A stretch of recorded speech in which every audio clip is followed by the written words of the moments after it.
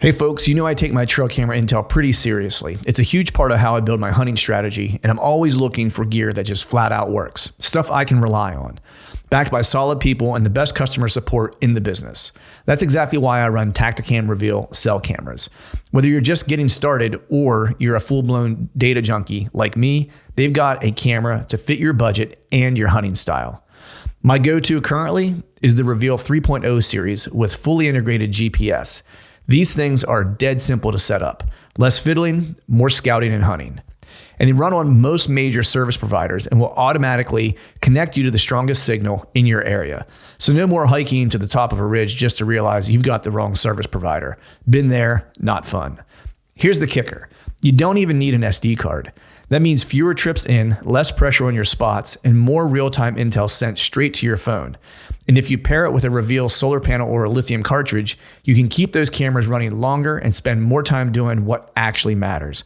Scouting new ground, dialing in a setup, or maybe, just maybe, finally cleaning the garage like you told your wife you would before the season started. Don't just take my word for it. Check out Tactacam Reveal at tactacam.com. Tactacam. Everything you need to take your hunting to the next level. Stay more comfortable, more concealed, and in the stand longer with Oscio gear. Premium camouflage apparel created for bow hunters by bow hunters. Oscio's revolutionary patented camo patterns and innovative features are designed to keep whitetail bow hunters totally invisible and dead quiet. Elevate your game with Oscio. Visit asiogear.com and take 20% off your purchase with code TRUTH20. If you're like me, e-scouting isn't just part of the process, it is the process. And nobody's doing it better than Spartan Forge. This is a veteran-owned company that built the only science-based scouting platform on real GPS collar data and artificial intelligence to predict deer movement. But where it really shines is with their imagery. Spartan Forge now has a high-res UAV coverage for 80% of the whitetail states, down to 5-centimeter detail. That means you can see trails, old logging roads, cuts, even subtle vegetation changes that most apps completely miss. And if you really want to get nerdy, their LiDAR layer breaks right through the canopy so you can see the forest floor. Gives you some visibility to those hidden draws, ditches that big bucks absolutely love to live in. Add in historical wind data and a desktop-only features like Eagle Eye and Cyber Scout, and you've got the most advanced hunting app out there. Start your risk-free 14-day trial today at spartanforge.ai.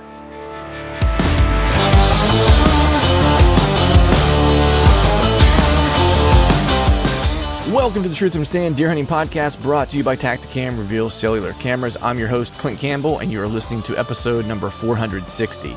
Today, I'm joined by my buddy Tyler Jones to talk presence, patience, and process for the early season. So stay tuned.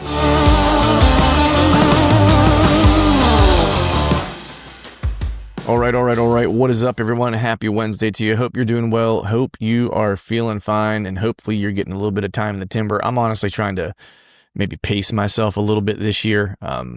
Trying not to, I have a bad habit of, like a lot of people, get real excited when the season gets here, and I just kind of run with wild abandon and hunt. And then by the time we get to like the late part of November, I'm just going to be honest, I'm kind of in that burned out stage of having to fight the bad thoughts, if you will. So this year, I have a lot of hunting to do when we get to like the later part of October and into November and stuff like that this year. So I'm trying to be a little bit more patient this year and not do quite as many morning sits early, even though I want to get some blood on the longbow, and I know a couple spots where my best opportunity probably would be the morning for a doe, at least, just to kind of, pull back the string. But I'm not quite there yet. Not to mention that, but, I don't know about everywhere else, just like some of my buddies I've been kind of talking to, it seems like there's just a pile of acorns everywhere, which is kind of what I'm anticipating why basically what I was seeing on camera previously has kind of just completely disappeared and completely went ghost town. So I'm kind of expecting that shift that I usually see around now related to acorns kind of happened a little earlier. And I think I talked about that a little bit when I got into some of the places I was hunting the past weekend. I definitely was seeing, acorn caps and acorn drop that had already kind of happened in those particular areas. So I did go investigate those, and I feel pretty confident that that's what happened in those particular locations. They usually heat back up a little bit later in October. So I just might have to be a little bit patient until I get back to those spots to hunt. So the plan is really for this weekend, and we'll make this upfront really short because I'm trying to knock stuff out so I can make sure I'm out this weekend as much as I'd like to be. Is literally light pack on my back and basically go out for the day. And just gonna have to do a lot of walking right now to try to relocate where some deer are. Now, I think the good thing is, the bad side of it is that I don't know where they're at right now. The positive side of it is I think once I find where they're at, I'm going to find all of them, so to speak, within specific areas, right? So if I'm on this particular area, and I'm scouting, I find the deer sign, I feel like the majority of the deer are probably going to be in and around that area because that's likely where they've transitioned to for whatever the reason being. I mean, there's plenty of cover on the trees still and stuff like that. So it's obviously going to be food driven. All right. So I just need to do some walking and do some figuring. So probably a lot of like my weekends, at least right now, this coming weekend is probably going to be just doing that and then trying to figure out what the plan might be for the upcoming week. So with that, we're going to just go ahead and jump into today's show. Have my buddy Tyler Jones on from The Element. You guys know him. You love him. You've probably watched plenty of their videos.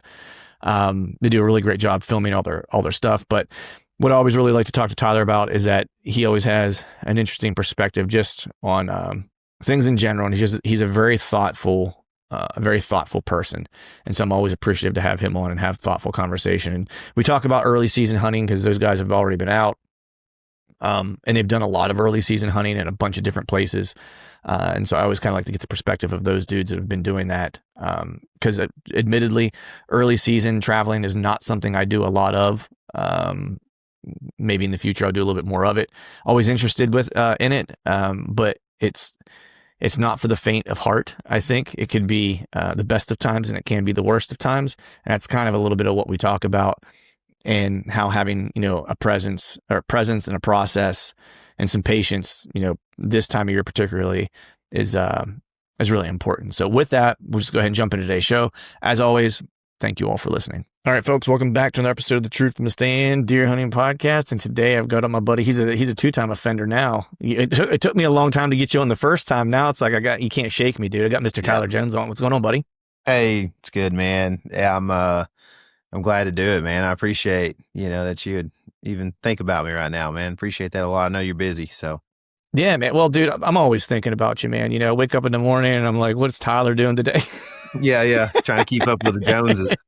That's right. Figuratively and literally. How you been, man? How's summer been? I know we talked late last year, but how's the summer been for you? Been good?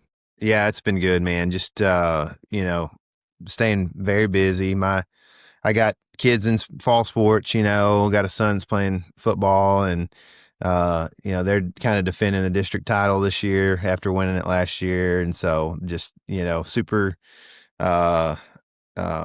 important time for my family, just to be That's a dad. awesome. It's good to be a dad. My dad told me one time, actually it was my mom that told me this about my dad's dad. But they were talking about this is when my dad's dad was alive. He passed when I was about 13. And, she said that they were talking about how busy they were now that I was getting into junior high sports and this and that. And he said, she said that he'd said at the time, it's not your time anymore, essentially saying, there was a time that we celebrated you when you were kids and this and that and went to all your events and that passes and it's time to celebrate other people now, and that's where I'm at right now is, I get to do something really fun for a living, but at the end of the day, I'm trying to be here for every junior high football game I can be here for. Nice. That's awesome. Is he a chip off the old block as far as a football player? Like you see a lot of yourself in him, or what's the deal? For sure. He has a lot of his mom in him too. My wife is a 2-sport Division I athlete. She played basketball and volleyball in college. And I tell him and I tell my daughter this all the time. I'm like, your mom is the best athlete you'll probably ever know. Like, right. I mean, there's people that know a professional that played in the NFL, NBA, whatever, the people that know that. There's not a lot of people that know a 2-sport Division I athlete. Like, it's pretty impressive, So right. He takes after her for sure. He's got her legs. He's super long. Like I said, he's 13. He's now over 6 foot tall. So he's just big and lanky and tall. And and quite frankly, a little bit slow right now. So right. Yeah, I think the last time we talked, we had talked about that, where it's like he's trying to still kind of grow into his body. There, that 13's like a funny age, man. What position is he playing? He's QB right now. So nice. Yeah, he started on the line last year for a few games, and then came in, did well, and has been starting at QB for about. Well, he started for most of last season, I guess, and then he's starting again this year. So nice, doing it well. I played QB in high school some, but I couldn't throw a football until I was a junior. Really, I was just a baseball player through and through for forever, and finally kind of learned to throw late in high school. But he's picked it up pretty well. We've had him with there's a high school here that's about an hour from us that was in our district when I was young, but they were kind of the epitome of Texas high school football, kind of small town, medium-sized school, and they won state championships and were always, the program was really great. They're called Gilmer High School. Mm-hmm. And their coach, when I played against them, was Jeff Traylor, who I think now coaches at UTSA, who has a really good program as well. So he's moved on. He coached at UT as a tight ends coach for a while there, and he's done really well for himself. But there's a coach or a player that played there was really good, who now coaches at our school. We recruited him to coach at our school, nice. And he's been working with Jed at quarterback a lot, and so he throws already better than I did, probably as legit, maybe a freshman or sophomore in high school. He's already ahead of me. So nice. That's awesome, man. Yeah.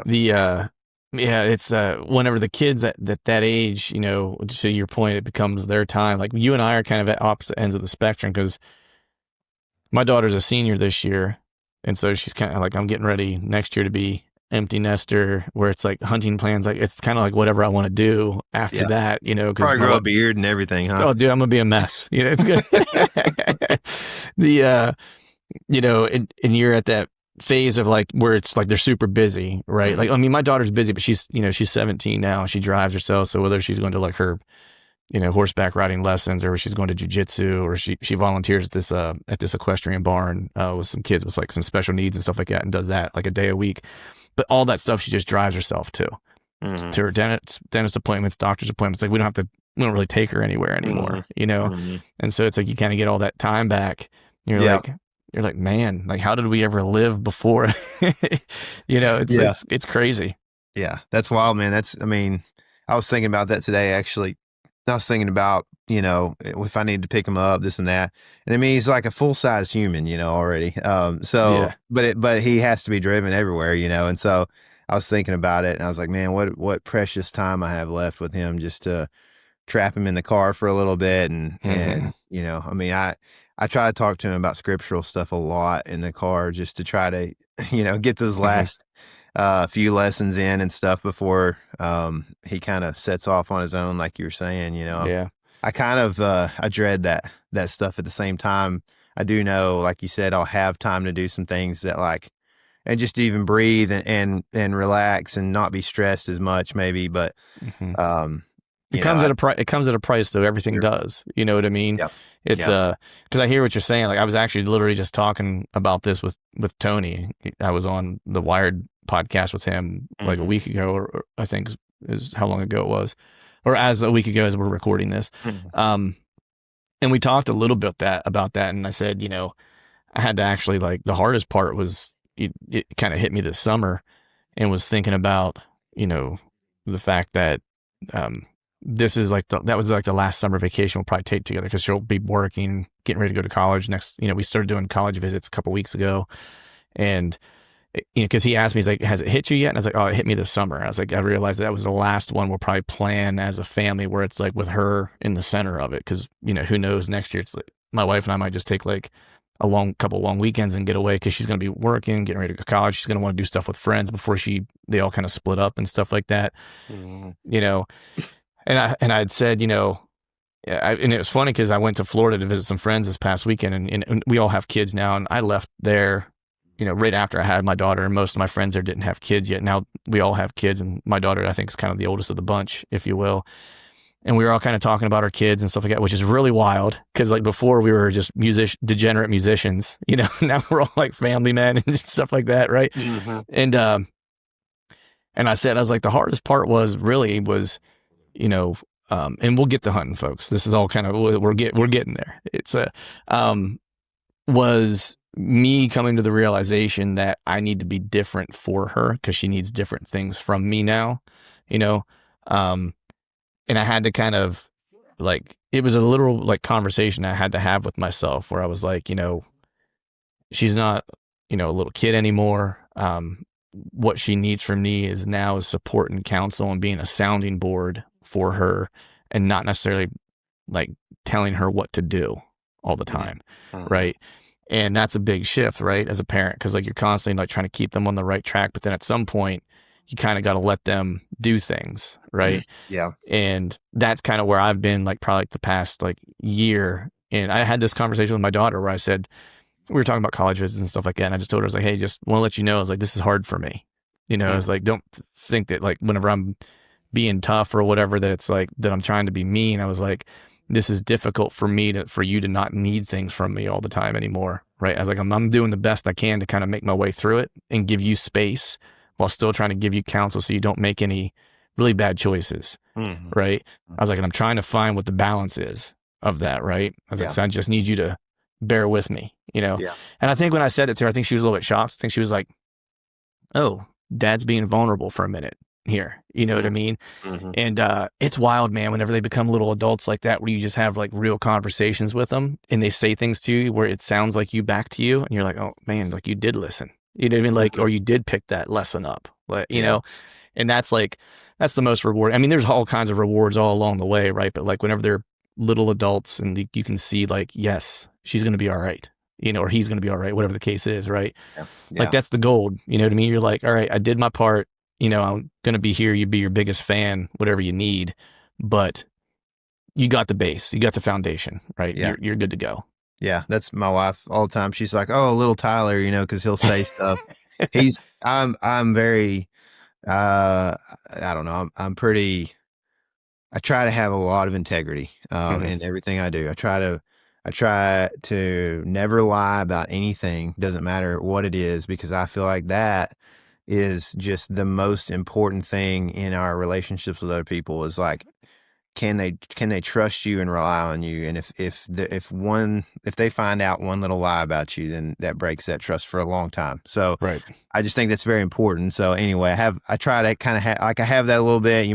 Some might call me kind of legalistic or whatever, but I try to do things right, you know, and and so he sometimes, you know, typical kind of adolescent male doesn't really love listening to females too much, you know? Right. And so sometimes he'll kind of say stuff, and especially to my daughter, you know, and she, you know, just sounds just like me, you know. And in some ways, when some of those things happen, you're like, oh, that's the bad side of me too, you know, like and that reminds you like, oh, that's the thing I need to work on for sure, you know. I need to not do that. So there's all that. It's I don't know, having kids, man, as somebody I try to be pretty introspective as often as possible, like constantly. And it doesn't mean that it changes, but always thinking like, am I doing this right? And kind of reevaluating constantly. I think it's kind of like deer hunting. Like that's such a big thing to becoming successful in deer hunting is reevaluating. Since I didn't see anything in that sit, like, am I doing this right? Am I thinking about it right? Right. And that's the same thing with parenting. It teaches you a lot of things like that. Yeah. I mean, I think as we, you know, get more experience in things or get older or whatever the case is, however we want to phrase it, you know, you start to see all these lessons that you learn in one area that apply in a lot of different areas. You know, to your point, you know, when you think about, you know, parenting, you know, those little ones are a real good mirror reflection of who you are. Right. And a lot of times, you know, the success or the failure, maybe even not the success or the failure, but the experience that you're having in the timber is probably more of a reflection of who you are than your success or failure is, right?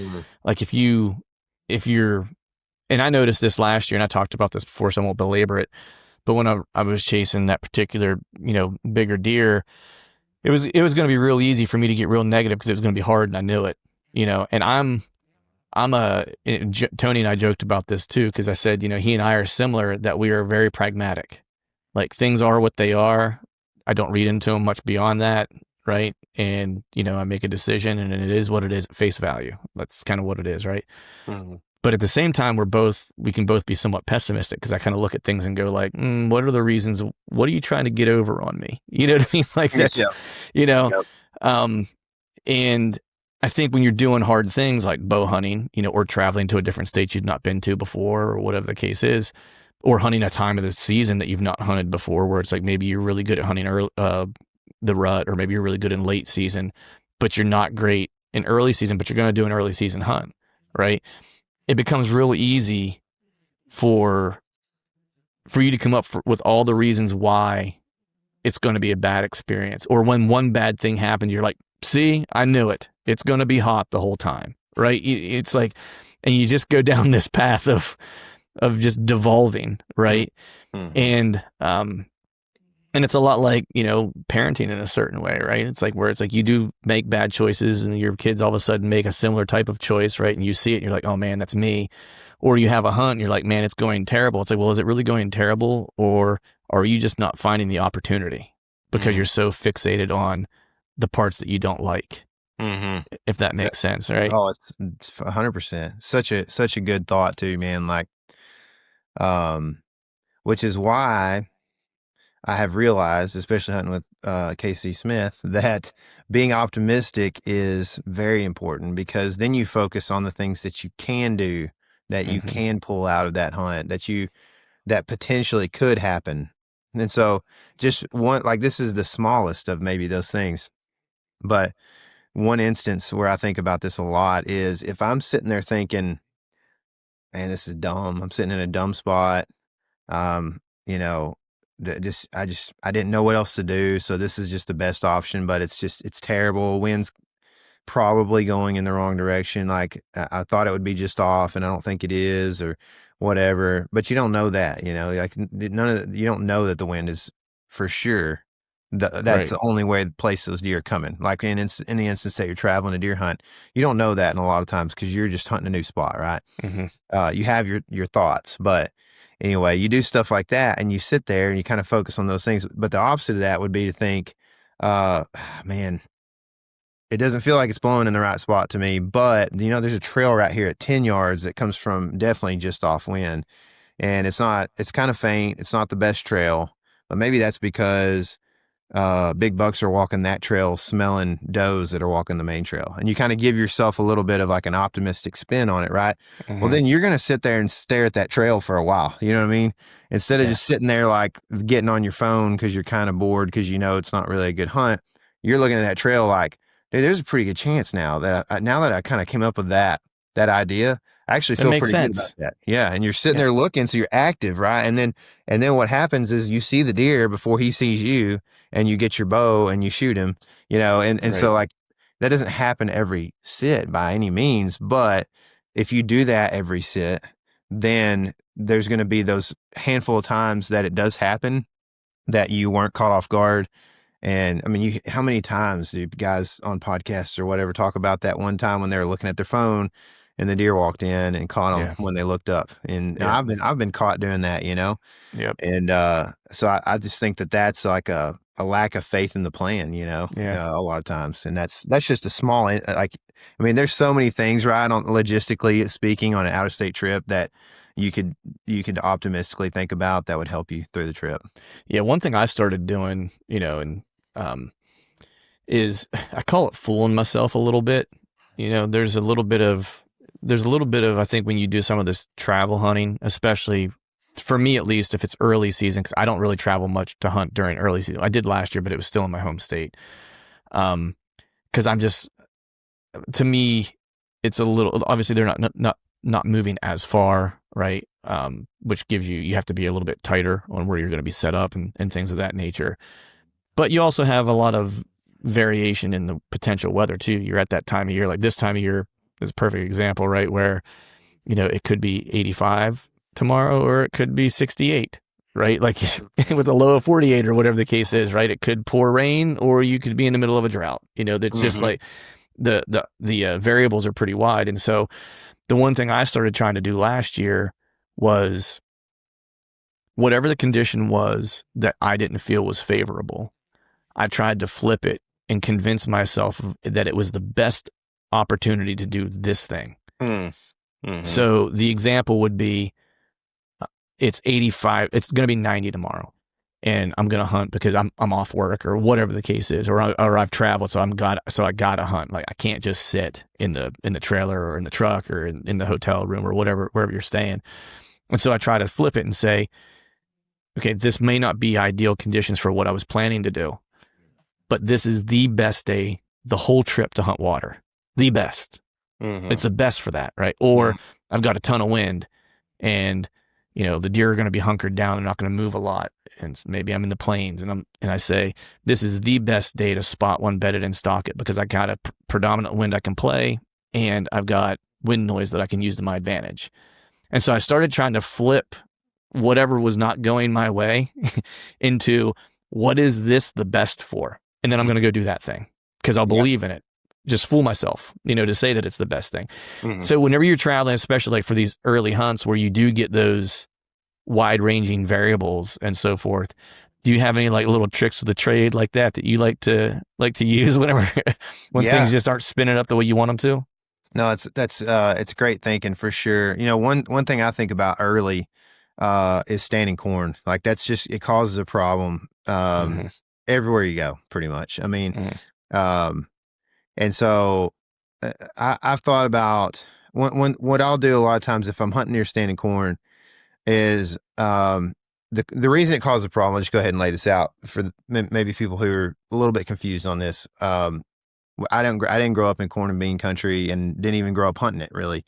So I don't like, it's still fairly new to me. But I can remember thinking, oh, like this is causing a problem. You mean that deer's bedding in there, I mean, and I can remember in 2020, I was hunting Nebraska, early. I think I was hunting either the opener. No, I was hunting I had something I had to be here on the opener and I left a few days late. So I was like probably hunting like the 3rd through the 8th or something like that maybe. And I remember, I sat, we started out early in a spot, early in the trip that just didn't have many whitetails around. And, I just thought I would see more. And so we moved to a different part of the state and ended up near corn and some alfalfa, but mostly corn. And I'm sitting on this parcel one morning and it was a nice morning. It was cool and everything that morning. And I'm up high on a hill. And basically this parcel is built around a drainage. And so I'm sitting on one side of this drainage kind of, and then on the other side, I see a deer kind of late in the morning and it's a nice buck, big velvet 8. And he works, he's actually in the drainage and he works up the other side away from me, which, you're like, oh man, but then I see him go into the cornfield, and I can't remember if I saw him jump the fence or not, but he was right where if he jumped, he was right next to a fence gap. And so that I was like, he has to be bedded in that corn. And I would bet you, even if I can't remember, I'm sorry, I can't remember if he jumped or not, but I do remember thinking he's going to come out that fence gap. That's just what he's going to do. So anyway, the closest or the farthest place I could get from it and hide on that fence line was like 12 yards on the ground. It was like, it was just scary. And he ended up seeing us as he came out the fence gap.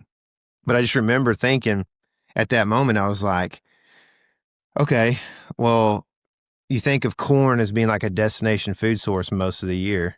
And I would say, I haven't hunted this country a whole lot, but like, I would assume they're eating some of that stuff in there too, even in the early season, they're eating it. So, I mean, yes, the food's there. And I thought of this, I was like, well, also that pivot's going around in that crop circle the whole time, all year long. So there's probably standing water somewhere in there too. So they got everything they need in it, right?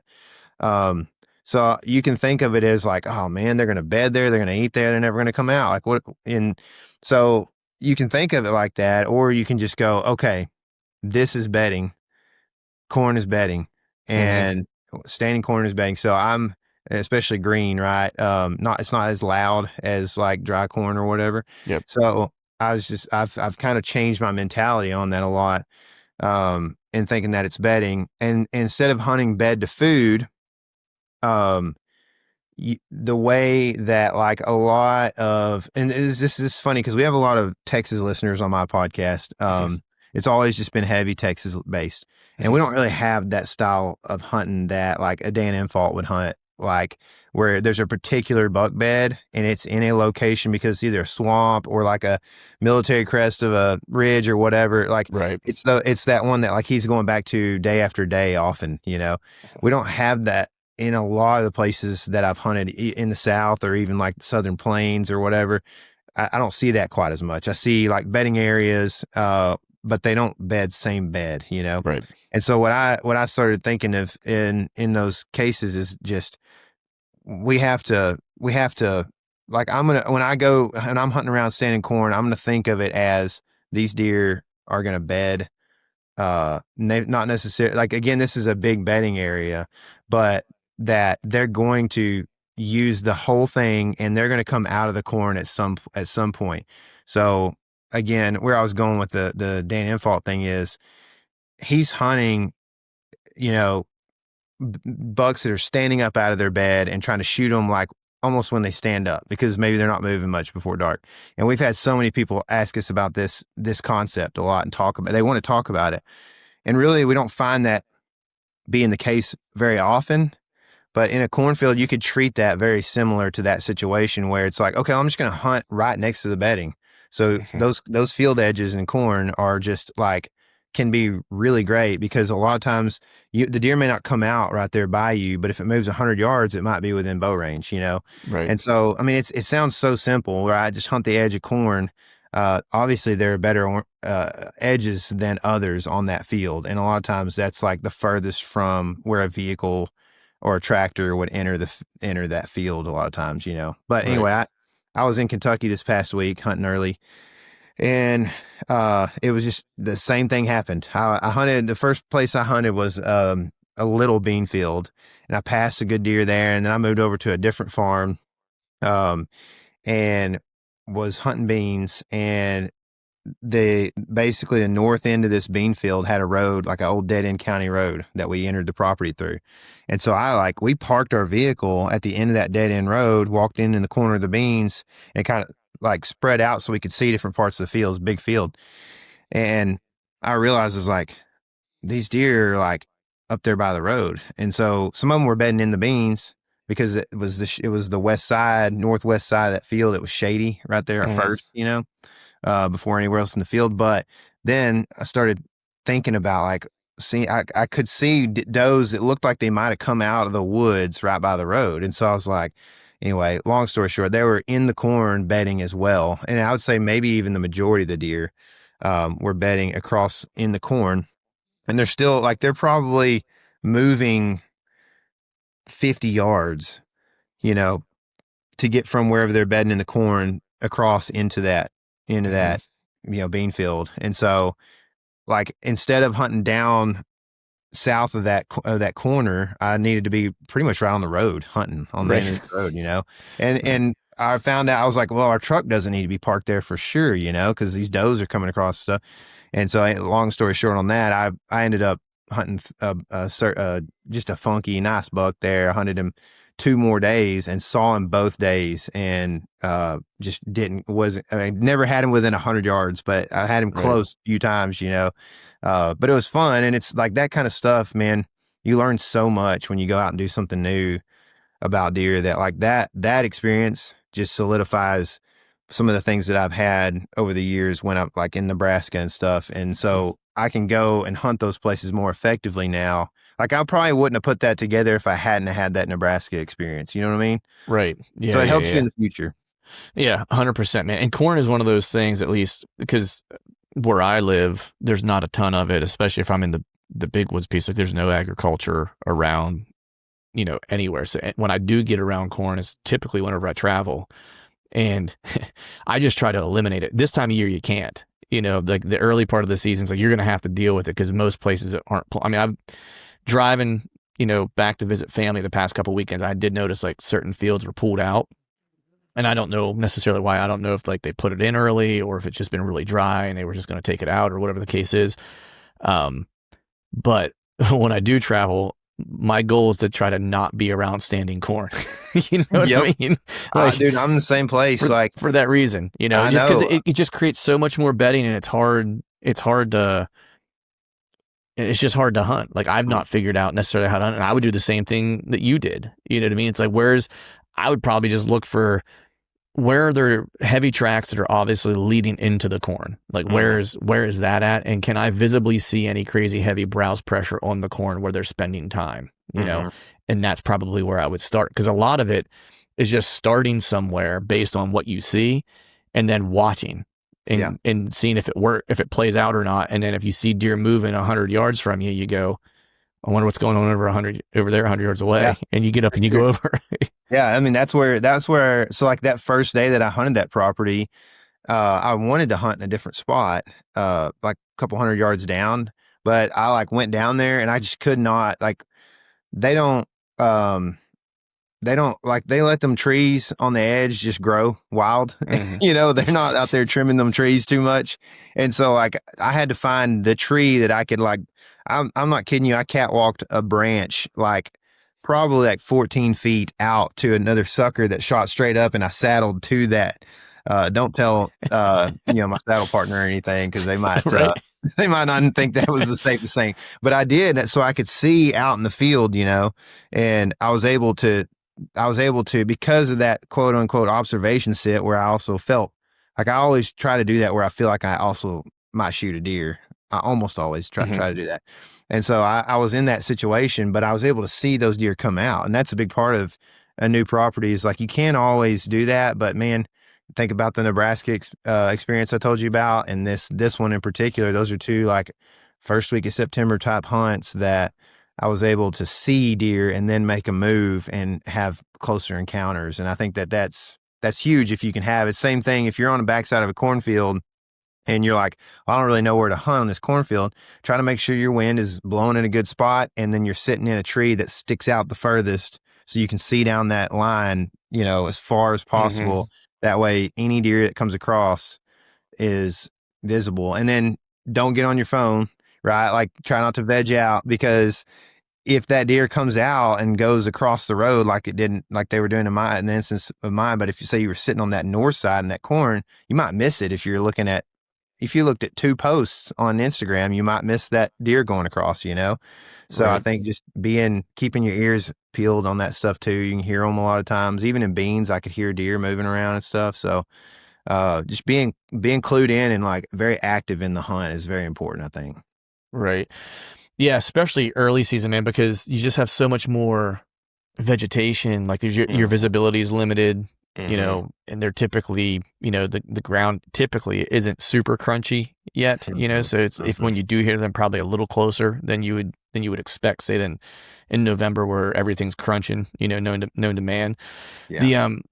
What was like a time, cause you guys, you got the buck truck, you guys are out there traveling, right? You kicked the season off, at the beginning of the year, what was, I guess, a moment or a hunt where you kind of thought to yourself, not that you had like the early season thing figured out, but it's like, I got a plan for early season now, right? Because I think a lot of people hesitate to take an early season trip, whether it's, trying to hunt velvet somewhere or whatever the case is.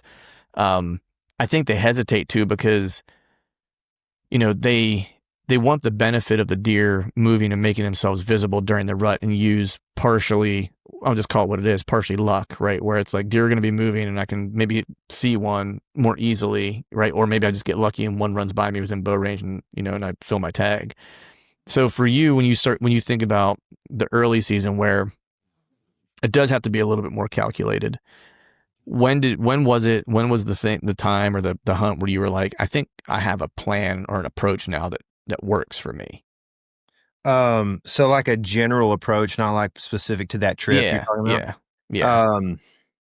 Man, that's a good question. Let me think about that. That's probably that, man. I still would say, I struggle in early season still quite often. It doesn't mean that I don't have a decent idea of like, I guess where I'm at now is I can find bucks to hunt a little quicker, and then I can move in on those deer and get closer and have, quote unquote close encounters where I didn't quite get close enough or whatever, say 150 yards or 100, 150 yards, 200 yards, where you're like, the deer could easily turn and come my way, but he fed down a different line or whatever, right? So like, I guess I would probably say, the first year we did buck truck was 2022, and that was like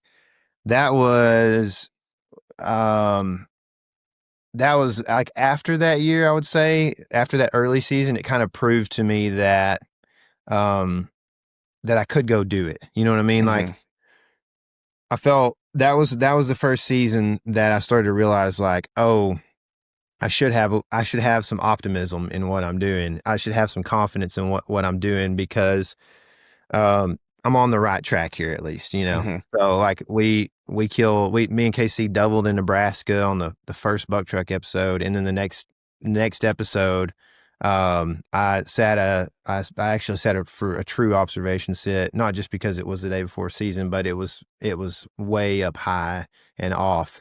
And then the next day went in and shot a buck, and I messed up the shot. I didn't actually tag the buck because I hit him in the shoulder.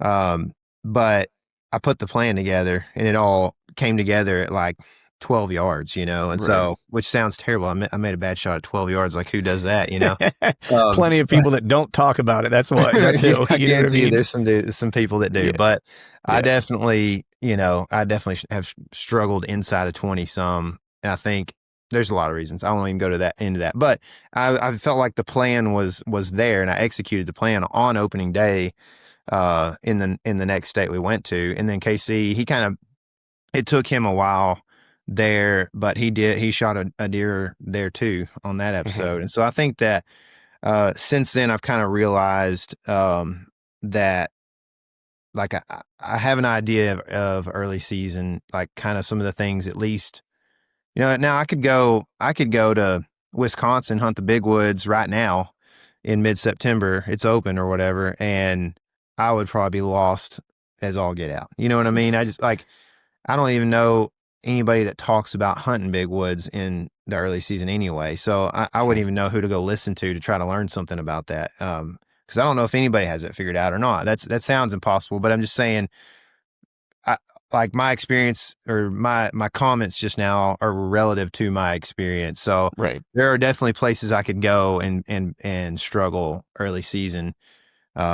But it's not a spot necessarily. It is kind of like more like, it would be more like, mixed, ag land and, I don't know, like it would be mixed ag land and like whatever you might call like river systems, creek systems, and those kind of things. Like what you typically Right. see public land built around. It's the stuff that nobody really wants to farm. You know what I mean? Yeah. So Yeah. Yeah. I will attest the big wood stuff is brutal during the early part of the year. Cause I hunted all of October. I mean, now granted it doesn't open in September where I was hunting last year, but I hunted all of October, for that deer, and it's brutal. There's no, they bed anywhere a lot of times, it's just tough. We'll leave it at that. yeah, for sure. And I mean, there's so many places you could go and like say the same thing, right? Like, yeah, and it's all relative to your experience, right? Like there's guys I know who are great big woods hunters that love the earlier part of the year, just like there's guys that might hunt in and around areas that have a ton of standing corn that like love to hunt standing corn. It's all, I grew up in hill country, so I'm really comfortable in that, right? But I talk to people who come from flatter places, and they're like, it's intimidating, right? Yeah. I look at it and go, man, it's the easiest stuff to hunt, like in my opinion, because I'm just used to it and I understand how things lay out and I understand how the wind's going to work in those places and I understand how deer want to use it and things like that. But you put me in a swamp, and I hunt some swamp, but that's one of the things that I had to get used to around me, especially because my season opens middle of September, and most of what I can hunt in September around me is swamps. Mm-hmm. And so I never hunted a swamp in my life till I moved to this area, and it was just one of those things where it's like, hey, if you want to hunt early, like, this is what you got, Yeah. Yeah, hill country is a little intimidating to me as a guy who comes from very flat 400-foot elevation country, Right. But I do think that, like, in the places I've hunted hills, like even in Iowa and stuff, I mean, obviously Iowa's great, debatably the greatest state for deer hunting or whatever. But I do think that what elevation does is it creates like you were saying, it creates another factor to, like, eliminate ground and say this is where the deer are going to be. So I would say, like, if you spent time in hill country, eventually you would probably feel similar to you. You'd be like, oh, this is easy because I know. And really the biggest intimidation of that is either two things, like you're either too out of shape to scale 2 hills to get away from people, or Right. you're you don't know how the wind's going to behave for the most part, or like I think there is some other intimidations, surely, but like maybe, what saddle is a deer going to actually use, and what are the ones that they're not going to use, like those kind of things. Those are questions that guys like me. Yeah, I think in those places, the places where people are going to be, well, I'll put it this way. I think that type of habitat or that type of terrain congregates hunters to specific places more easily, or maybe more frequently is a better way to put it. And so I think you have to look kind of one step beyond that to find the places where, deer want to spend time and that is huntable, right? Because all the obvious things are going to be obvious to everybody else, where I feel like in flat ground, to a degree, it's just been my experience, that some of those setups or some, good setups, we'll say, aren't necessarily obvious to everybody on a map in flat ground, because you really got to put the boots on the ground. You got to kind of go look at it, because there's nothing really discerning to the eye when you look at a topo map. It's like maybe you can look at some like LiDAR or something like that and see like a divot or a small low lying area or something like that that kind of says, hey, I should go check this out. But there's nothing like in the hill country areas. Like I've gone to those places where I just put my finger on a map. I was like, yep, I think this is going to be a good spot. And you go there and it's like, boom, hammer scrape. Yep. Just like I thought it would be, right? You can, because the terrain kind of dictated how the deer were going to have to move. Right. But other guys that are good at reading maps, things like that too, can also do that. Sure. You know what I mean? Sure. Where you have to then kind of look beyond that and find like what is like the little feature that's not super obvious that all the deer are using, because it's what they're using to skirt all the pressure at all the normal spots where anyone who looks at a map would say these spots look good. And so it's just that second part of it. But if you've hunted public anywhere, like you have to do that no matter if it's flat or not, right? It's just those things that you look for are just a little bit different, Yeah. Oh, for sure. Yeah. That's why. And I think when you look at like travel hunting, I think that, again, guys sometimes get a little bit, it's a tiring thing to do, right? So then you're tired, so it affects your attitude a little bit, and your attitude starts to become pessimistic a little bit. And so all those things kind of tie in to where, like, you might like just be vegged out, just driving down the road, like trying to get back to camp. And this is one thing that KC does really well, but he's kind of ADHD, so he's just like always on, you know what I mean? And so he is looking for a deer all the time, and he's looking for a crossing that crosses a highway or whatever, even, like, all the time.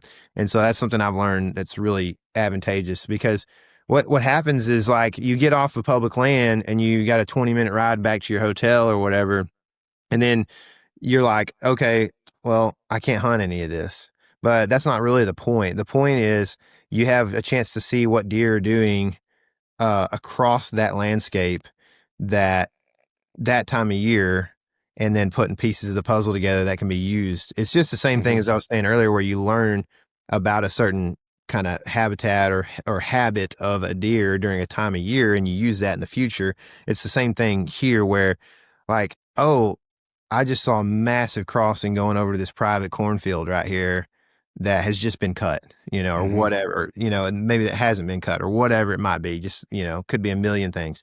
And you start to go, oh, maybe they are really hammering the corn right now, or alfalfa, or the beans, or whatever it is. Or maybe they bed in cedar thickets right now, or maybe they bed in open stuff right now because their bugs are so bad that they need some wind. You know what I mean? So like you start to like generate these new like creative ideas that can help you start to like, especially if you see that like twice on that trip, right? All of a sudden you're like, oh, this is a thing that happens here. And I think people sometimes they get tired and they don't do that very well, and kind of clock out in those moments when they're heading back to the hotel right before they go eat lunch and take a nap or whatever, Right. And I get it, and I've been there before too, but I think that's a big thing to understand is like trying to, and then also with the mentality of you actually stand a pretty good chance that you don't shoot a deer on this trip. You know what I mean? So Right. like, I think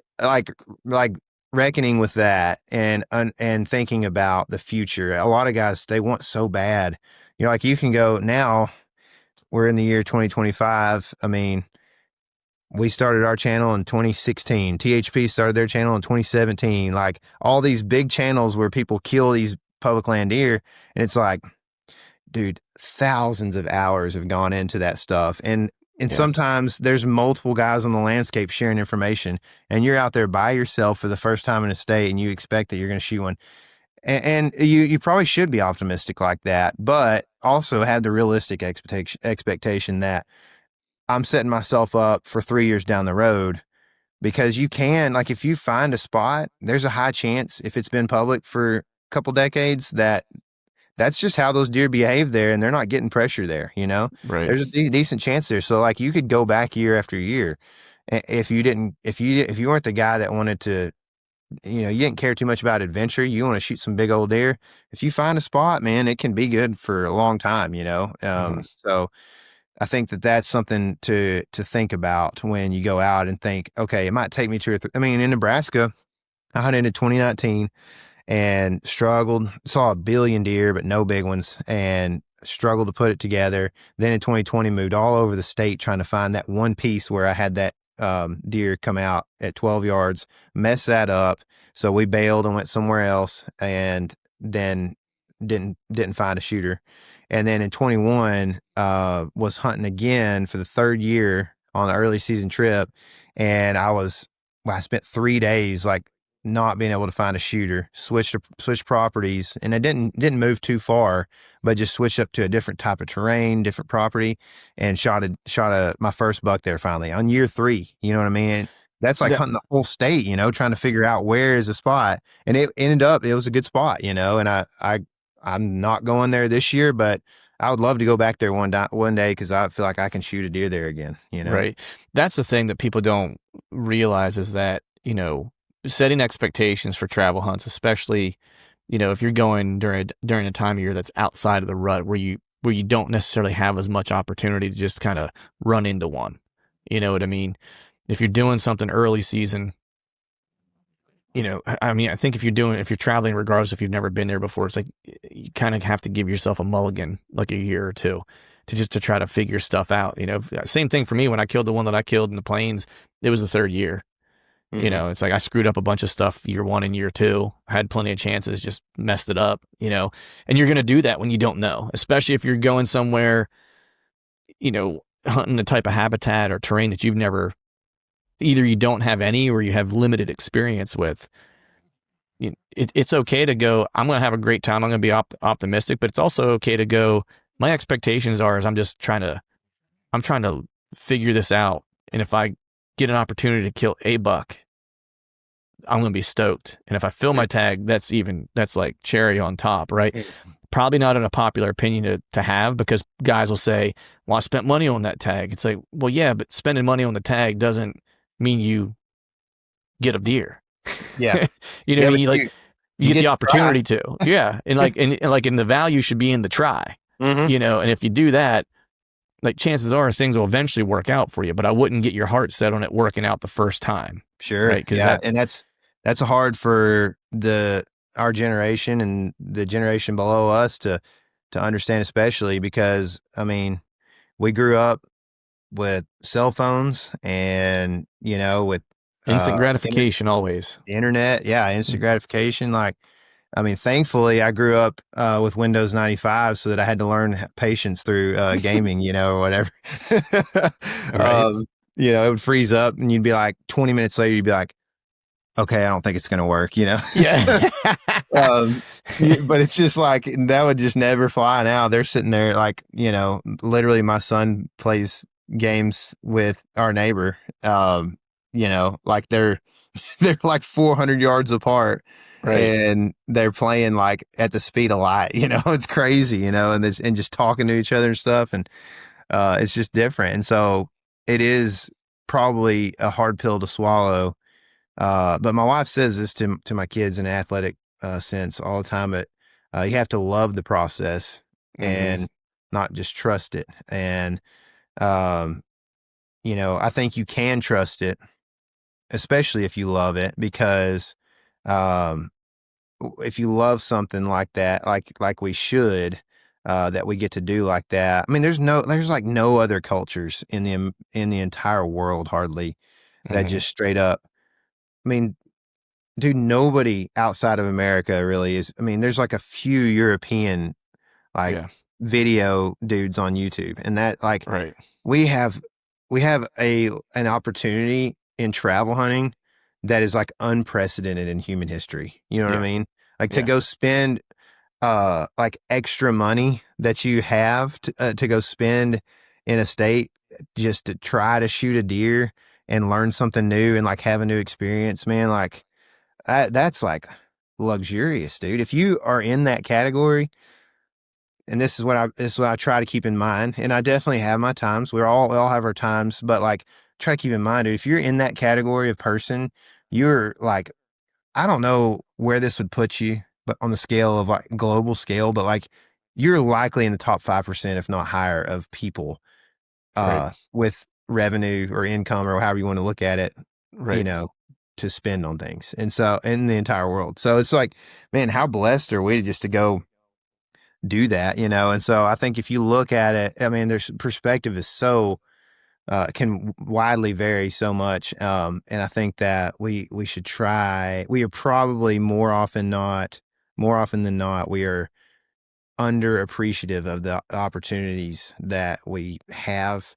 I mean, there's really like, I just happened to be born in Texas, I could have been born in East Africa and I would be smiling because I have a soccer ball to play with that day. You know what I mean? Right. Yeah. It's crazy. It's crazy, dude. We're very spoiled. And I don't mean to say that in a negative sense. I just mean to say that in like, let's think about what we're doing here and have a little patience that we might could, spend, I don't know, $900, $1,100 to kill that deer in year 3.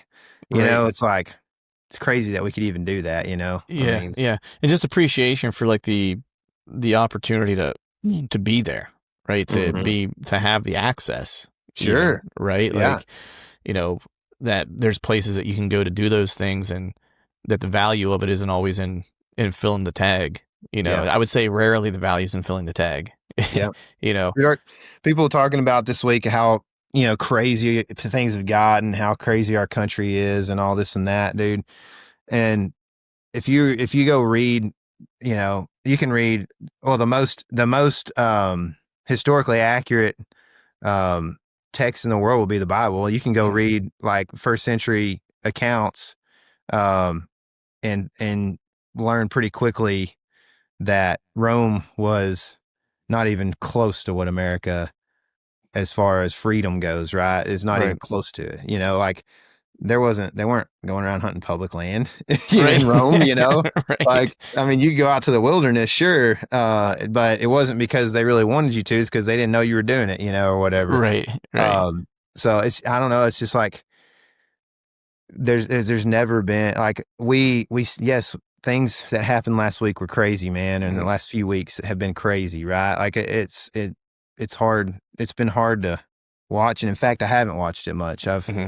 I actually got off of social media when everything happened for a few days because I couldn't stand it. Like Well, you have to. It's it's at some point, whenever, when you have things that are inundating you, it's always, doesn't matter what the scenario is. I don't care if it's like an argument with your wife, if it's a bad deer hunt going back to what we were talking about earlier, right? Or things that are going on in the world. Nothing good ever comes out of instantaneous reaction. Mm-hmm. You know what I mean?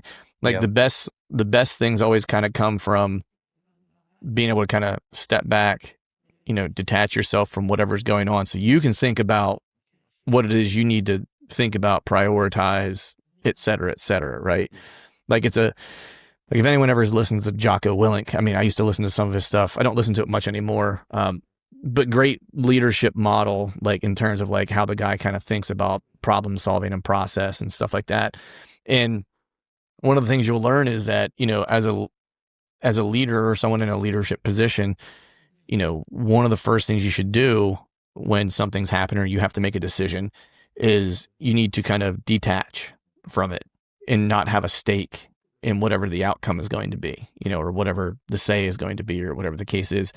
Because you need to kind of look at everything not from what do I want, right? But what is the best option for, a positive solution and outcome to whatever the problem is that you're trying to solve, or whatever the case is, right? Man, such a And good point. people's instinct is always to like immediately, like people don't give themselves time to think about anything. And I always kind of say this because I think a lot of times, young people, and this isn't just young people today. I mean, people when I was younger, it was this way, right? Like you want to have a say and you want to have a voice in things and things like that, or, but what ends up happening is that the reason that you don't is because it takes, it's not that you can't, but it's not very often that someone who is young has the ability to remove themselves from a situation and see everything that's kind of happening and go, this is what's really happening, right? Mm-hmm. How do we manage through this? Like whether it's a deer hunt or whatever the case is, right? Younger people usually want action. Like it's immediate. It's right now. We got to do something immediately, right? Where, when you look at like football, for example, right?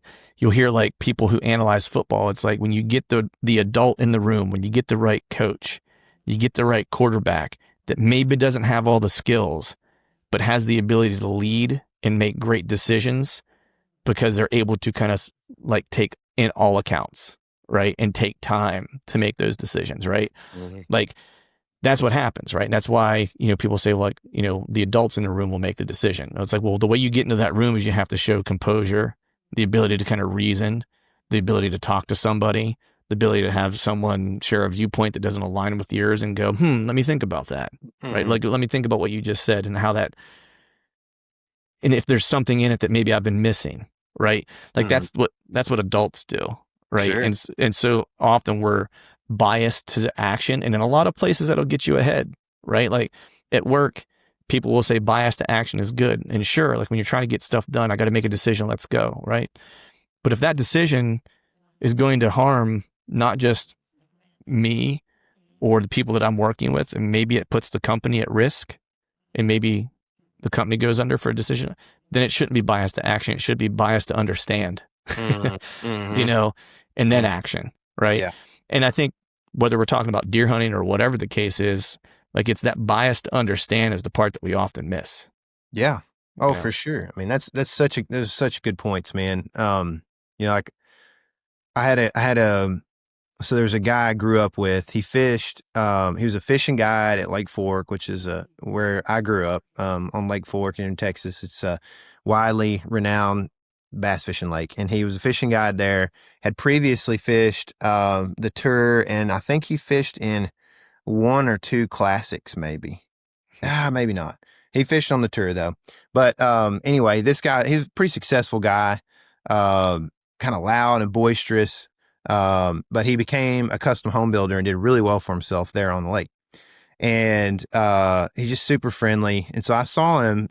His daughter went through our school system recently, and I saw him at one of maybe her basketball games a few years back, and I don't remember what we were talking about exactly, but the one thing I'd remember is it's stuck with me for a long time now, for several years now. He said, nobody listens to you until you're 30 anyway. And so Right. I was like the whole time you were saying that, I was thinking this, right? And, you know, and it like, now that I'm quite a bit over 30, it's making me like, I feel more and more that I understand that. And I probably will more in 5 years too. But like, I look at it now and I'm like, man, he was so right. Like, because, hopefully my guys won't listen to this podcast. This one in particular, hopefully they'll listen to your show, but not my podcast. But like this week we were in Kentucky, we're carrying a couple of camera guys around that are doing a great job, and an intern that's really young. And then there's these like, we were with, some of the guy, like a guy from La Crosse who was hunting with outfit, and another guy that was doing camera stuff for him that was friends with that outfit.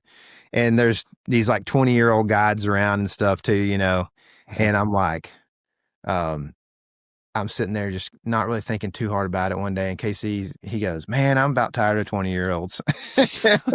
And it was kind of like it was a little bit tongue in cheek, but like basically just saying, like, I think it was somebody started their truck up and it was whistling, like some, just like aftermarket modification that I have no clue about, that I would never do to my truck if I was a deer hunter. You know what I mean? Right. And he was just like saying like, and they got, and granted, when I was 20, man, I had to grow up pretty quick because I played college football. So like, if you're 18 and you go play college football and you want to stay on the team and keep your scholarship, you have to like make to-do lists. You got to set reminders. You got to do with the things it takes to keep your scholarship, because they don't give them out very easy and they take them away really quick, Yeah. And so I had to grow up maybe quicker than some people. And then there's people that had to move out of their house when they're 15 years old that probably grew up quicker than me. But long story short, sometimes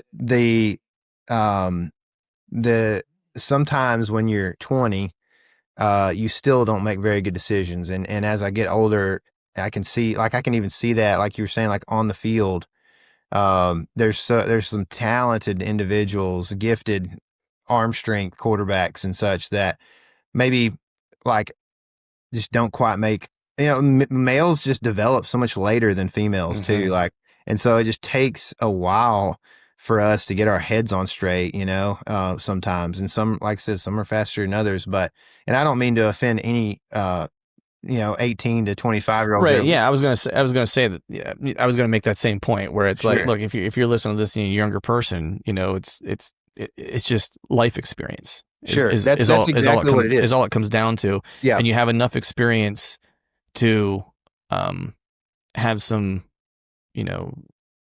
what I would call either emotional maturity or emotional intelligence. Right. Because typically, at least, what I notice, and like these are all things that help you in bow hunting, right? It's like having that emotional intelligence and emotional maturity is typically the last thing that kind of comes along, right? It's like you might be book smart, you might be a hard worker, or you might be a really astute student of bow hunting. You might be really diligent and persistent and stuff like that, but you really don't reach your peak, if you will, until the emotional intelligence comes along, where you can keep yourself in check not when things are going good, because that's the easy part. It's when things aren't going well and how you react to them, right? That's the part that separates people who are good at something from those who are great at something, because they're always able to make the right choice, because when things get thick, they don't bat an eye. It's just process, make decision, execute. Yeah. Right. And you made a good point earlier too, in that, like, and this is something that Troy, our friend, that we were hunting with this past week in Kentucky, he made this on our podcast. He used to hunt a little bit, but mostly film and help kind of produce and whatever, and did all, a bunch of stuff behind the scenes for Born and Raised, who, if people are familiar with that, it's an elk hunting YouTube channel. And, elk hunting is pretty fun a lot of times because it's not the lone wolf mentality. It's the get some guys together. One guy's calling, we're going to have 2 camera guys, you can be loud because elk are loud or whatever. Right. So, he was talking about how they would make decisions in the elk woods and stuff like that. And he's like, he had a lot of good things to say about all those guys. And basically what it came down to is the decision was always about serving somebody other than yourself. And so, and I love that because, we try to do that in what we do as well. And I feel like that, the short game in that mentality, it doesn't like serving other people's, but the long game, a lot, like you will benefit so much more, and you won't see it a lot of times. You won't see what you may not even shoot the big buck because you let a guy go in that y'all met at the trailhead at the same time. You may not, and you may not ever, you may go 3 years and not kill one because of that one instance. And he might've killed the big one in there or whatever. Like there's so many scenarios, but the humility that you learn in those situations, it carries forth like through everything you do. And I don't mean to like derail or anything into like more like family philosophy stuff, but I mean, like you were saying with your wife in an argument, with your kids, raising them, with your friends, man, on a Saturday night barbecuing together or whatever you're doing, like just it pours like that stuff. You start to realize that those moments that were so pivotal in your mind when you're 22 years old and you thought it was the end of the world because it didn't happen or whatever, like you start to realize, man, those are just moments that are building into your character. I got to take the book of Job in the Bible, and I just think about like, it's just not, life is just not cake all the time. And so, even if you are all about yourself, it's not that way all the time. So I would just, I mean, you just learn so much more, and the world, if everybody cared about everybody else more than they cared about themselves, the world would be, it would be heaven. You know what I mean? Like there would be it's just crazy to think about what that would look like, right? Like if you always cared about somebody else more than you cared about yourself, it's crazy. Yeah, and it's that gritty stuff that you have to go through that makes all the other things worth it. Oh, for sure.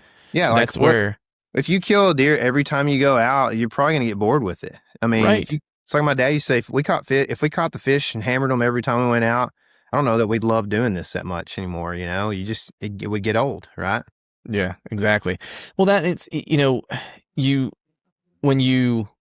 feel like it's funny you said in service of others, because I literally was just creating a presentation for work. And it was similar, very different, but similar in a way that, the approach that I kind of took for this presentation that I was kind of sharing with a client, and I basically said, hey, this section, like I flipped it. Like instead of kind of being in service to like the company or the brand or whatever the case is, I flipped these things to be more focused on being in service to like the customer. Like I was like, because I feel like we spend a lot of time talking about what we want or what the brand wants, or you could take this for anything, right? Like we spend a lot of time usually talking about what we want, or what I want out of this thing, or you work for XYZ brand, what XYZ brand needs to get out of this initiative or whatever the case is. And we often forget that there's either people or something on the opposite side of that also wants things too, right? And usually we ultimately will almost always get the thing that we want if the other person feels like they got what they needed from us. Right.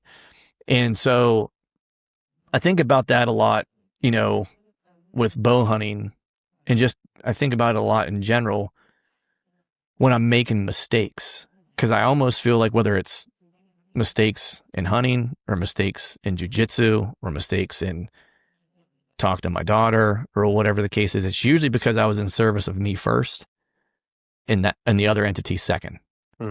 right?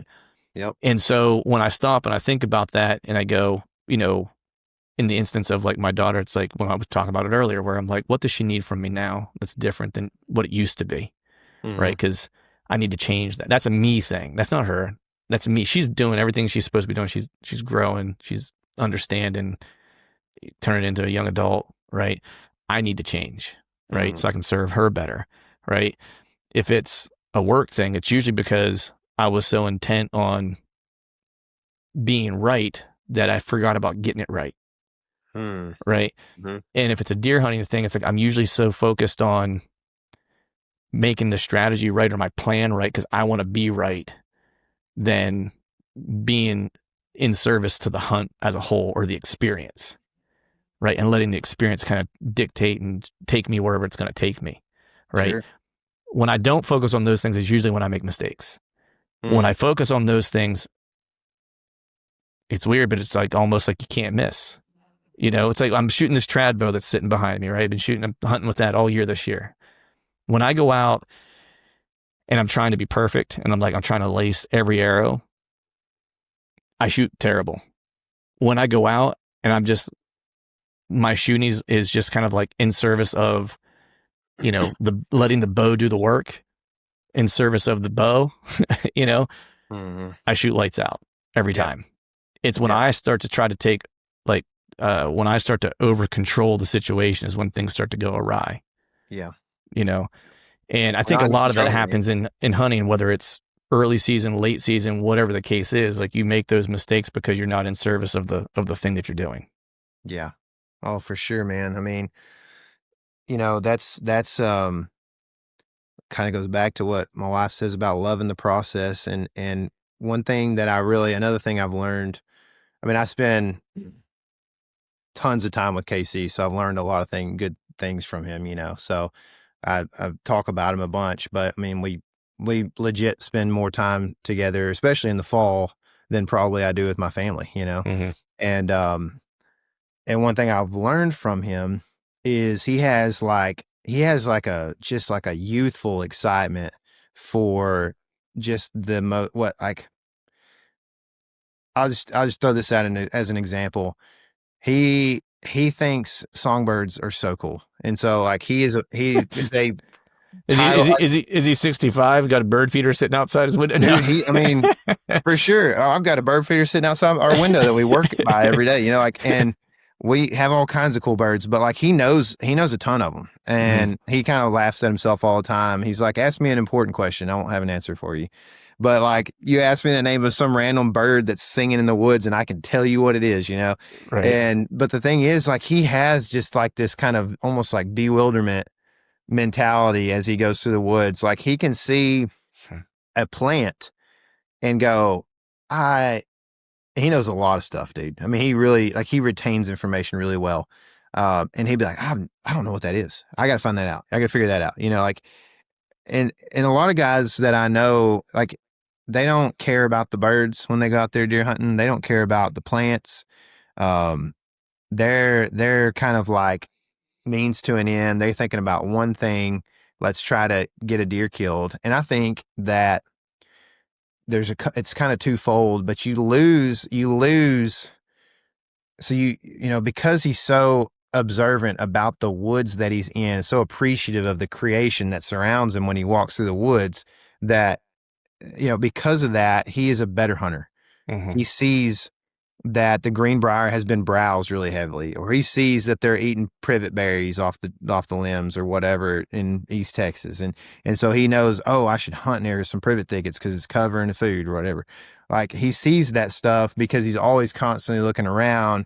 He's not looking necessarily through the woods to his stand over there at 120 yards and just trying to get there quickly, you know? And so I think that there's a little bit of that makes him a better hunter, but then there's just the overall, like appreciation for that experience. Like we were talking about, we've kind of hit on over and over in different ways, but like even just when we were talking about like being more blessed than everybody else in the world, you know, like, man, you get to walk around and see like, you know, listen to birds and see these like wild colored birds. And, you know, I mean, cardinals are everywhere, right? But you step back and think about it, that's a pretty cool bird, you know, like it's, I mean, I can't tell you how many times I've been sitting there and everything's brown and all of a sudden this red flash and you're like, oh, something I've seen every day of my life. But like, you know, if you know, sometimes we just don't appreciate that stuff very much. And I think that, for him, one thing I've learned from him is that like there's just, like he's like a kid walking through the woods. Like it is like an innocence that,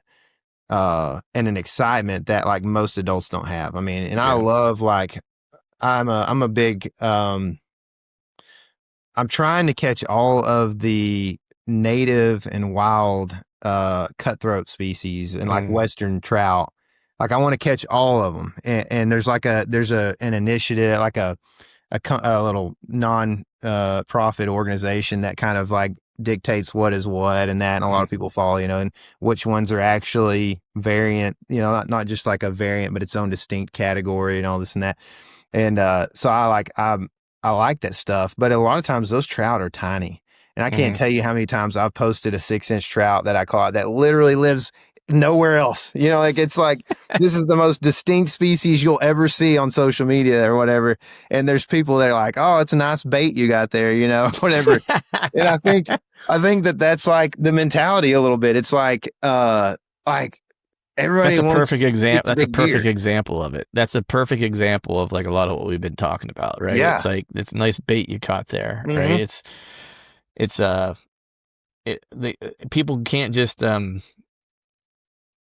not that they can't, we have a hard time seeing things through someone else's eyes and having an appreciation for whatever it is that they're experiencing.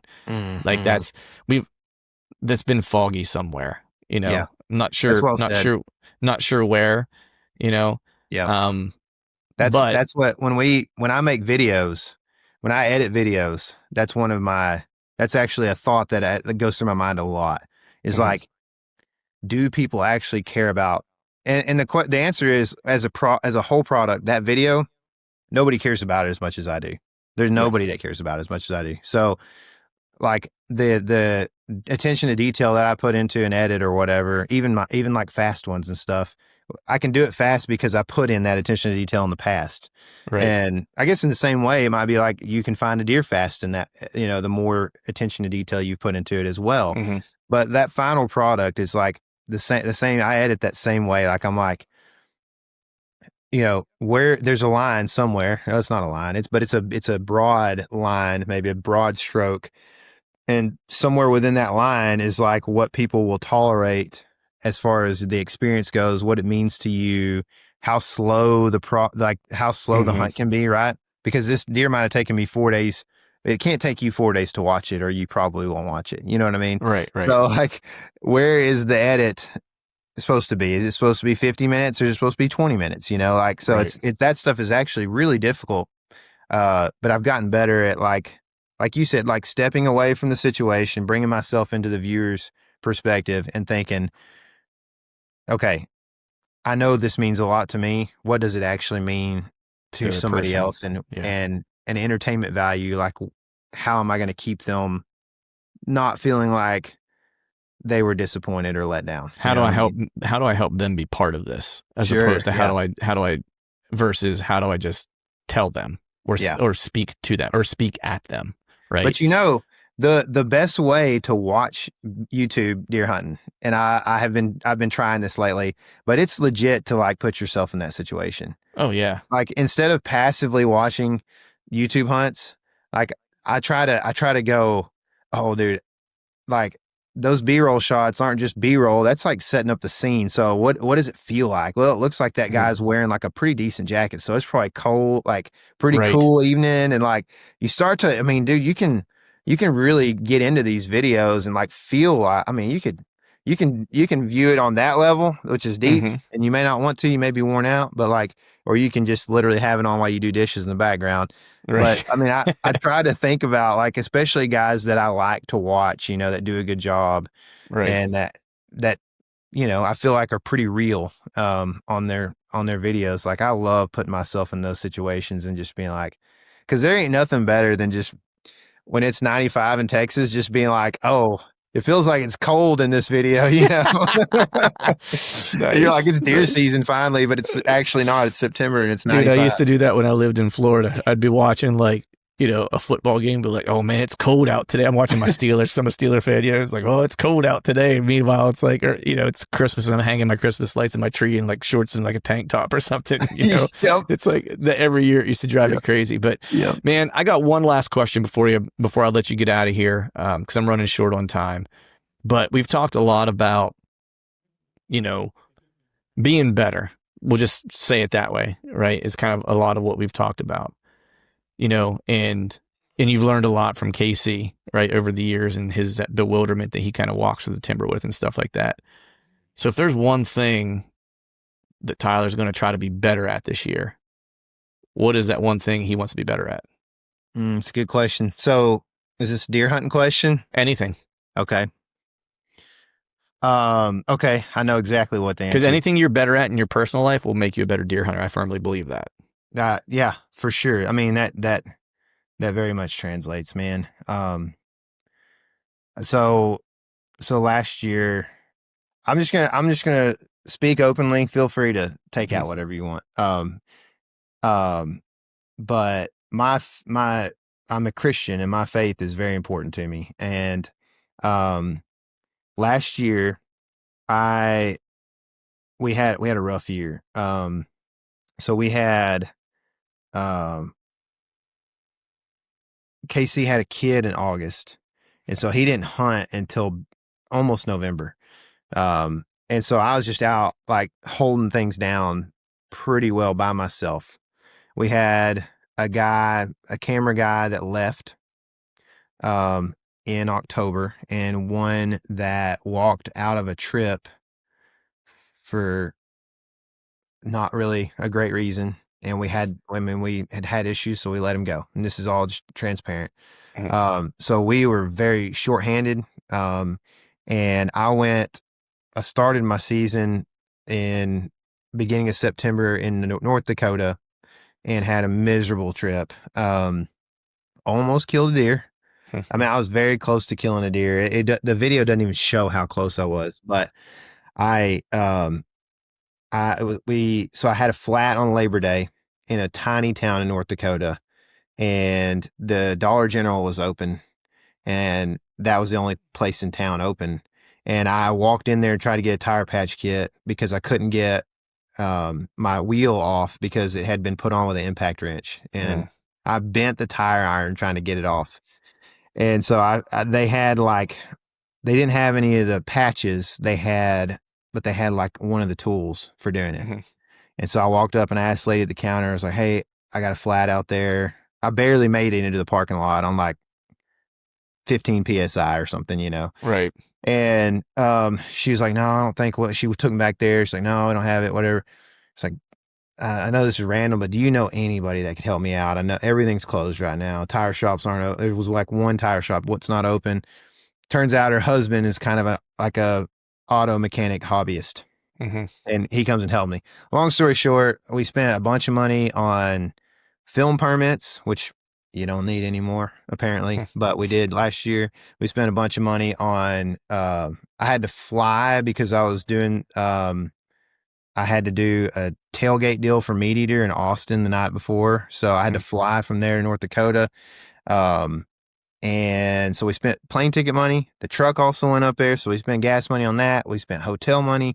And then I gave this guy, because he really didn't want to come out there and help me that day, I gave him like $400 to help me just because I felt bad about it, you know? And, and it was important because he got me back to where I could do this hunt on a peninsula next to a river. It was a float in hunt that I was going to do, and I had the right wind that evening for the first time that trip. Anyway, I'm making this story really long, but that trip was the biggest beatdown. The river was way more dangerous than I expected. We came out in the dark and had to go across a log jam that was like super scary. And we lost, the kayak was a 3-piece kayak, and we lost part of it right at the end. And so it was just a disaster. of a hunt, and I lost a lot of money on that hunt too. And then I didn't kill a deer, even though we did come pretty close. And then the video kind of flopped because we didn't have a lot of great footage. So it was just a bad deal, you know? So I start my season with that, and I'm just like mentally kind of physically beat, staying up late, long days during early season. And then, I do a few more hunts, blah, blah, blah. And I get to basically KC's first hunt, which is late October, and he shoots a deer quick. Like, I think it was the 30th of October. He shoots a deer. We're hunting together, and he hangs around for like a day, tries to be a good hunter, but we got places to go, you know, it's starting to get good. So he goes to the next state, and I'm just there by myself. I've been struggling. I can't find a deer that's worth shooting. And it's November 2nd, and I have not shot a deer. And that's the first time that's happened in a while. Like, since I've been doing this as a job, that was like the first year that it was November before I killed a deer. And I was like, really just like, man, I feel like I'm good at this. And I don't know what's going on. And so anyway, November 2nd, I wake up and I do my morning routine where I just kind of go in and, you know, in the bathroom and just, you know, sit there and basically veg out, right? Looking at my phone. And so I started reading Job, like I mentioned earlier, in 38, and Job's like, God, why would you do this to me? And you know, why have you brought me this low? You know, I've been faithful to you, whatever, this and that. And then God just like mic drops, and he's like, this, you know, where were you when I put boundaries on the oceans? Where, you know, I mean, who are you to tell me that I am not doing this the right way, you know? And dude, it convicted me so hard that I literally was in the bathroom crying that morning, you know? Because I was like, that's me. I'm Job. Like, I'm the prideful guy in this moment that thinks that like it's all about me. Yeah, like I should be able to tell him how I should kill deer, you know, or whatever. Right. It just, I was so like, it's just like it's a creepy, like sneaky type of pride, right? It's not like something that I would do publicly or that I would like boast about, but I felt like I was a pretty good hunter. I should be able to kill one, right? And why haven't I done that? And why is this so hard this season, you know? And why? I mean, I'm just kind of lonely because like I hadn't hunted with KC but like 2 days, you know, and he's already gone on to, and he actually shot a deer on the first, so in the next state, so he was 2 up on me already, you know, and so as an ex-athlete, the competitive thing kind of drives too, you know, right? And so anyway, I got to I got that morning, I prayed a lot and repented essentially of that pride. And I still think that that's something that I need to do this year. So that's a long-winded answer and way to ask you, or for you to answer your question that you asked about, you know, what I'm going to work on. But I just want to, no matter the success I have, man, no matter what platform my videos show up on, no matter how many deer I kill, whether it's 0 this year or, you know, $7 or whatever, like I just want to remain humble through that, because I truly feel like super blessed to do what I do, man. And I feel like that, I mean, it's like, it was literally a childhood dream of mine to do what I'm doing right now. And it almost doesn't feel real sometimes. And so it's sad that I would not be thankful for that, even when I'm sitting out there not seeing deer, you know? Right. Yeah. That's great, man. That's like the perfect answer, brother. I appreciate the vulnerability, dude. Sorry it took so long to answer that question, man. Oh, good, man. It's like, I love it. I'm going to try to do the same thing because I feel like we could all probably take a little lesson from that. 'Cause I think we kind of get in those places, especially when hunts aren't going our way, you know, again, in service of something bigger, more than ourselves, you know, will go a long way in doing things with a little bit of humility, you know, also doesn't hurt either. But before I let you get out of here, dude, let people know where they can find all your videos. They can follow along with you. They can follow along with KC. They can follow along with the Element crew. Yeah, dude. I just appreciate the opportunity to plug everything right now, but especially just to be on the platform, man, and to like, for you to ask good questions and to be able to speak my mind freely, man, that means a lot. So thank you. And I hope I didn't overstep my bounds on anything. So, but, we have, you can go to the elementhunting.com. That's our website, and you can find shirts. We got new shirts and stuff on there right now going up. We got, I think you can find some of our videos and stuff like that too, but search The Element Hunting on YouTube, and you want to make sure hunting's in there because you might find a skateboard brand or something like that.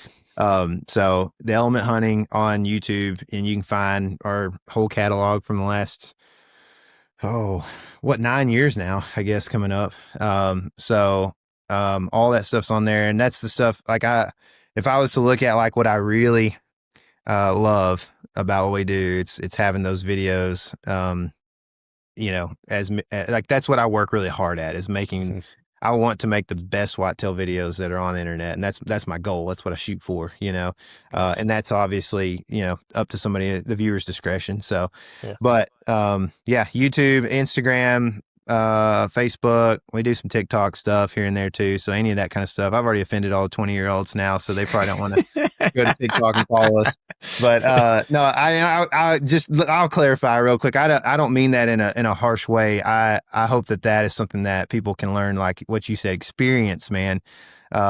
Experiences, so you can go out and get those, right? You can actually go out and get experiences. So a part of growing up in your 20s is getting more of those experiences, and 100%. and again being joyful through all the good ones and the bad ones. But again, thanks for letting me come on, Clint. I appreciate it a lot, dude. I hope it wasn't dragging this thing on too far. No, brother, this was perfect, man. I appreciate you coming on. I appreciate you making time for me. We got to try to do a hunt together one of these days, somewhere without corn and without hills. How's that? Yeah, it sounds great, man. Let's see if we can make it happen. Let's do it.